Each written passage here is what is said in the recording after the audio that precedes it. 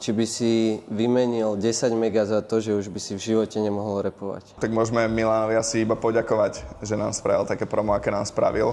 Teraz o nás vie celé Slovensko. Naši klienti proste sa na to tak pozerajú, že to čo vás pičuje, že dajte na neho trestné oznámenie. A reálne môžete?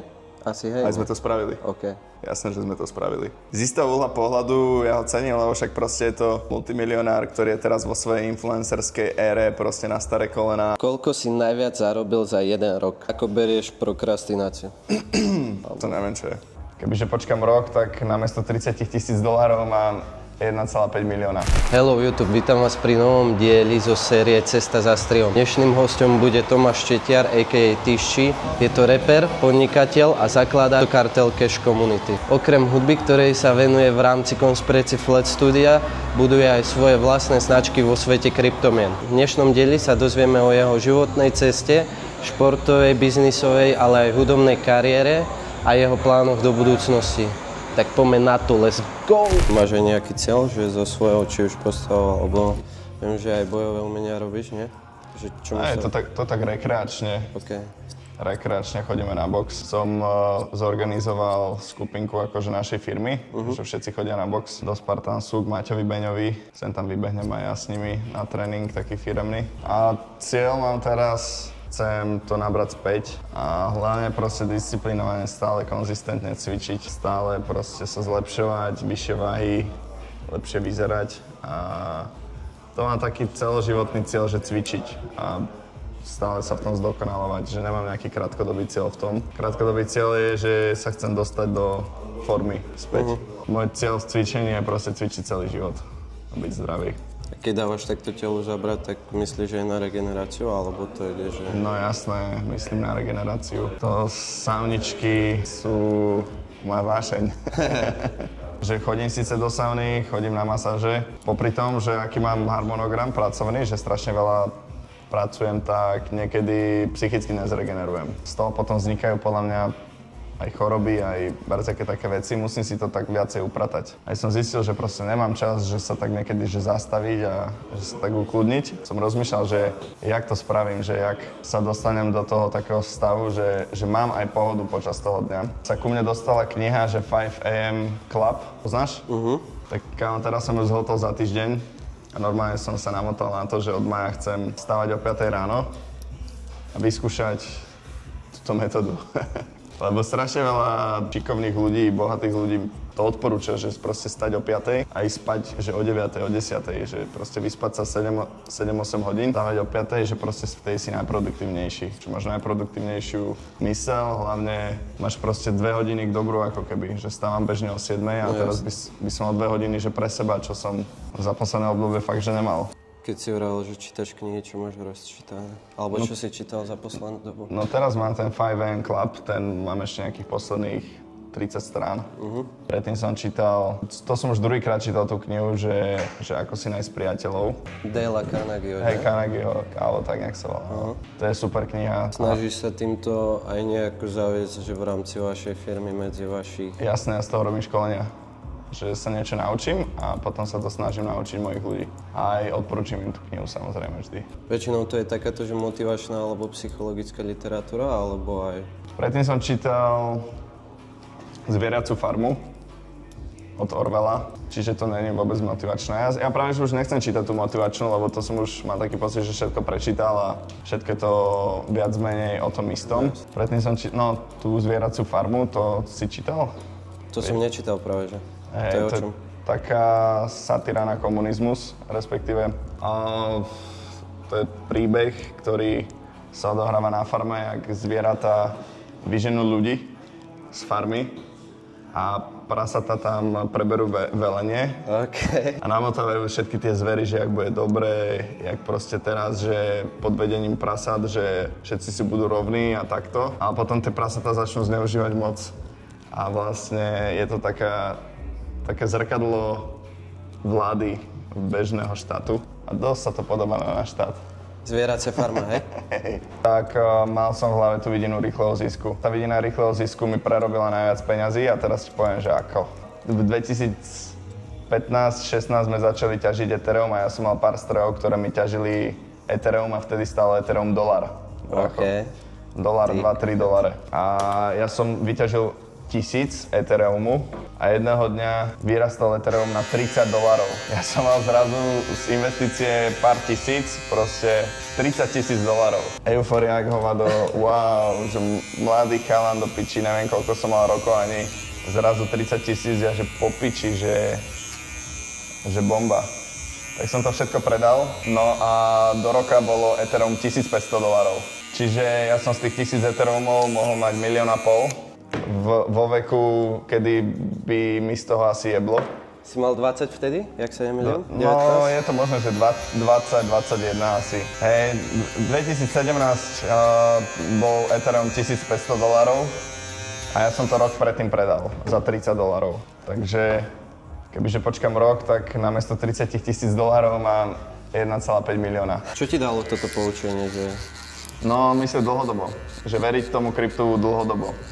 Už odtedy som si povedal, že nebudem robiť takéto zbrklé, rýchle rozhodnutia, lebo krypto má fakt potenciál proste byť tu dekady. Proste celý život, čo tu budeme my, tak tu bude krypto.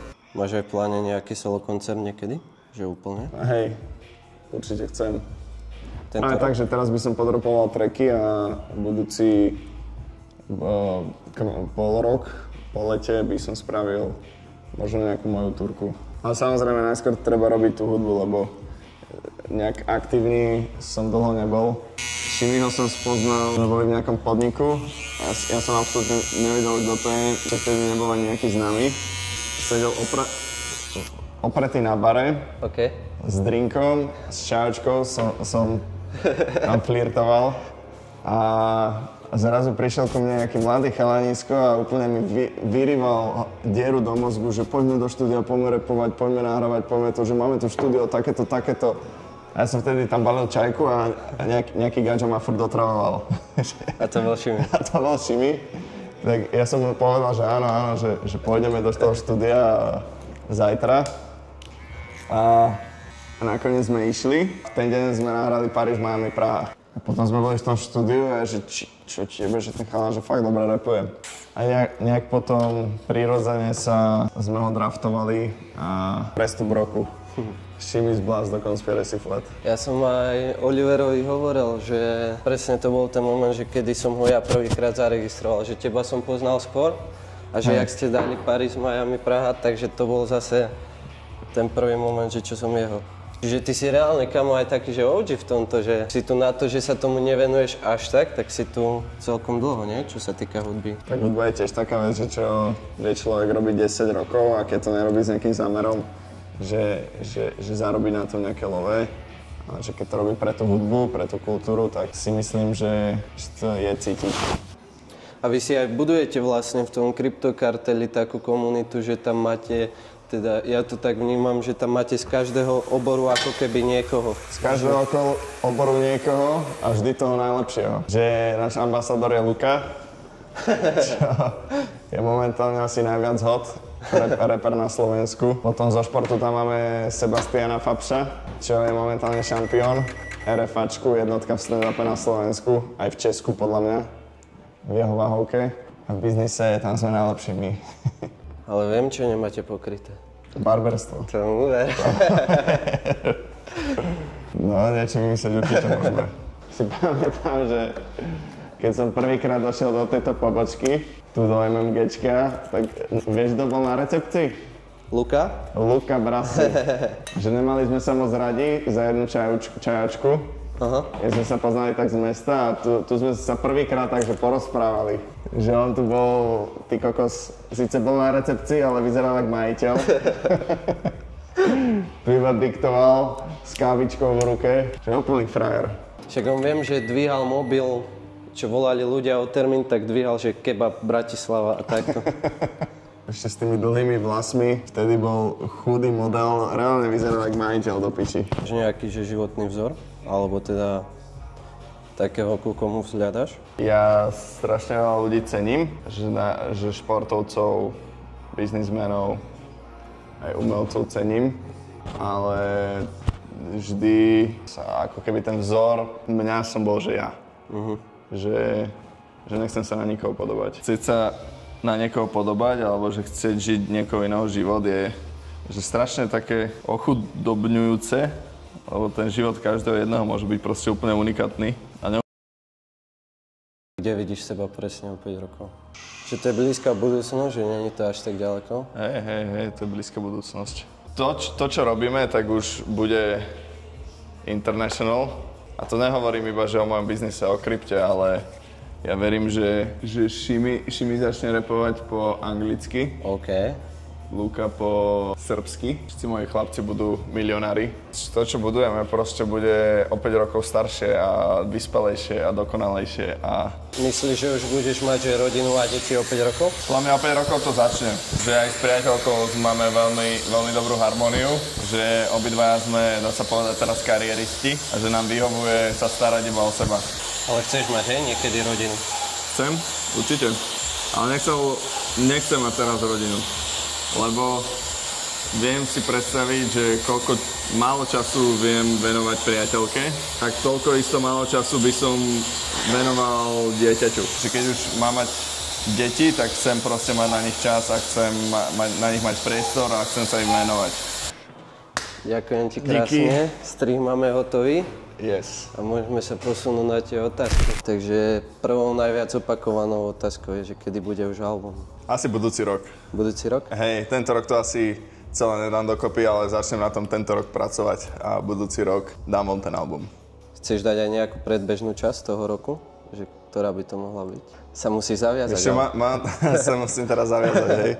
Mám teraz nahraté 4 tracky, ktoré by som chcel dať von. 2 asi pred letom a 2 asi po lete. Nezačal som ešte rozmýšľať nad albumom ako nad celkom, iba viem, že niekde v blízkej budúcnosti to chcem začať riešiť a mám na to aj nabito. Dajme, že prvá polovica roka budúceho. Prvá otázka je od Benza. Či by si vymenil 10 mega za to, že už by si v živote nemohol rapovať? Dobrá otázka a na to ti poviem, že ne. Že nezobral by si? Nezobral by som to, lebo mňa ani v biznise, že tie peniaze sú iba taká veličina číselná, ale mňa nebavia peniaze ako také. Že peniaze proste, neviem, nechcem povedať cifru, ale mal som proste niekoľko peňazí a možno som bol šťastnejší, že keď som mal menej peňazí a menej ako keby problémov alebo povinností a nechcel by som sa zdať rapu za $10 miliónov. $10 miliónov zarobím proste, to je jasné, že zarobím a že by som si usekol proste rap zo svojho života, asi nie. A Mároško, veľmi dobrá otázka. Sedím. Akú zastávku si z vašej terajšej túr najviac užil?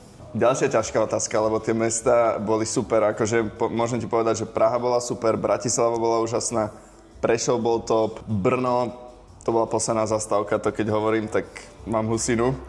Všetko to bolo úžasné. Nemáš žiadnu konkrétnu? Tak úprimne som si najviac užil, že Prahu, lebo sme tam potom išli von a mali sme dobrú afterku. Proste to bol taký dobrý večer, že ja som v Prahe pil totižto po pol roku. Že pol roka som neslopal a v Prahe to bola fakt kurva party. Že ostatné zastávky už som išiel, že bez alkoholu, okrem Prešovu, tam som sa tiež strieskal a tá Praha bola party. No takže asi Praha. Ako berieš prokrastináciu? Prokrastinujem väčšinou to, čo sme sa bavili, že by som chcel začať stavať o 5:00 a vymazať tú prokrastináciu večernú, kedy kúkam YouTube a Netflix. Takže to je taká moja jediná prokrastinácia, ktorej by som sa chcel zbaviť a dám vedieť, aký to má efekt. Ak by bola nejaká rada, ktorú by si dal svojmu mladšiemu ja, aká by to bola? Nenáhli sa až tak za peniazmi a myslí dlhodobo. Keď som bol mladší, tak som chcel všetko hneď a nejaký rýchly cash som uprednostnil pred nejakým dlhodobým budovaním, ale to sa dosť skoro zmenilo, čiže na to som prišiel skôr, ale keby ešte skôr na to prídem, tak možno dneska by som bol na tom ešte lepšie. A ešte toto, bracho. Toto je veľmi dôležitá vec. Ja som v 18 sa vyjebal na šport. Ale takže som s ním sekol a tak ako som profesionálne robil judo, tak som profesionálne zase začal trepovať. Že proste som to bral, že dvojfázové tréningy. A mal som obdobie, kedy som že vôbec nešportoval. Toto obdobie by som chcel vrátiť a chcel by som to obdobie, kedy som vôbec nešportoval, športovať. Ktorý song hrávaš ty osobne najradšej na šovkách? Že ktorý tebe najviac šlape? Alebo si ho najviac užívaš? Love Story na Techno Party. To je. Hej. To je vždy, keď začne, tak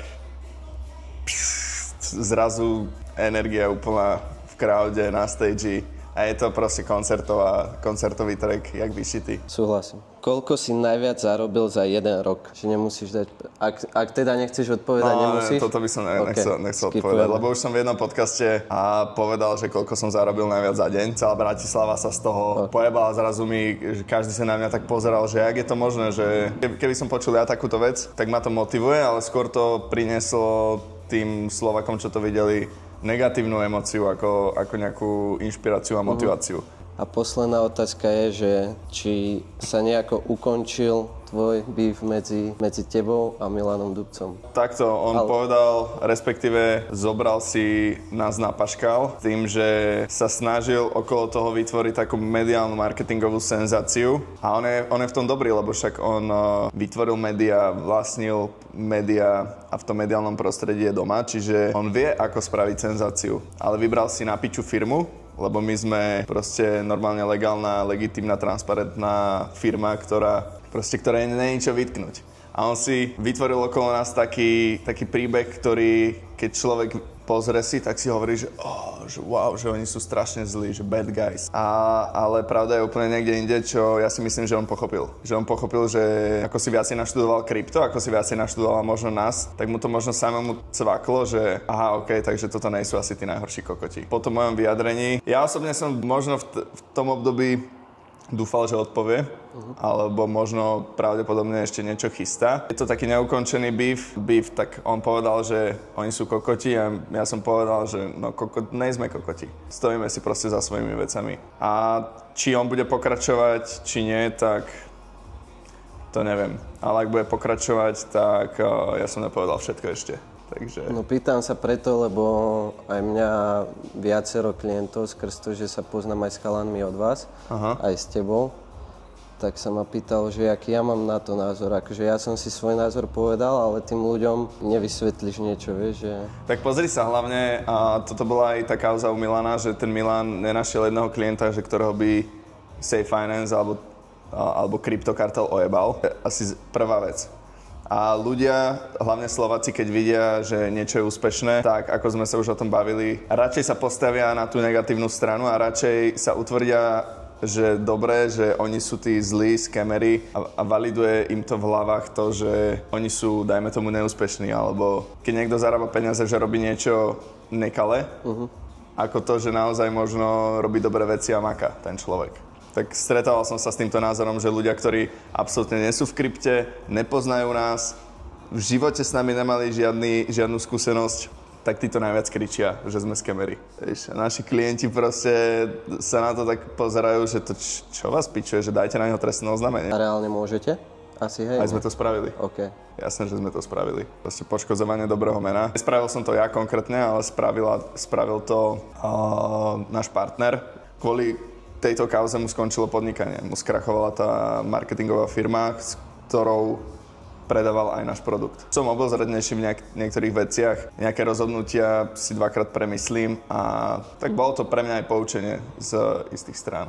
Čiže si vlastne aj rád, že sa niečo takéto stalo teraz, neskôr? Kámo, akože ja keď som si to tak uzavrel celé, tak ja som nabral toľko nových skúseností, kontaktov. Nikto nevedel, že kto sme. Teraz každý kurva vie, kto sme. Čiže ja akože nechcem byť kokot, ale my sme z toho maximálne vyťažili, čo sme mohli. Že teraz, keď síce ľudia majú v hlave nás zafixovaných ako možno nejakých skemerov, alebo si vypočuli ten Milanov proste vymyslený príbeh a všetko okolo toho, tak majú v hlave, že Safe Finance niečo také existuje. A my sme v tom roku, minulý rok, ešte nerobili verejne propagáciu Safe Finance. My to máme naplánovaný na tento rok až na druhú polovicu roka. Že spravíme verejné veľké kampane proste na Safe Finance. Čiže Milan nás v podstate o rok predbehol a začal nám robiť marketing o rok dopredu a my sme vtedy sa k tomu ešte ani nevyjadrovali na začiatku. Ja som to nechal proste pol roka tak, že nech sa deje, čo sa deje, proste nie je to teraz naša stratégia asi obhajovať tento projekt alebo niečo. Myslíš, že to bol dobrý nápad, to nie a tak zo začiatku? Strategicky určite áno. Hej, strategicky určite áno, lebo vyjadrili sme sa až v momente, kedy to nám vyhovovalo sa k tomu vyjadriť. A najväčší spúšťač bol to, keď som videl tie komentáre pod Jovinečkovým videom, čo Jovinečko nás propagoval, Kryptokartel, dal tam aj Safe Finance, lebo to bola akcia pre privátnych investorov Safe Finance, tam, kde to natáčal. A videl som tam tie komentáre a že no dobre chlapci, tak že je čas. To pustí. Čo hovoria tí ľudia, keď sa ťa pýtajú?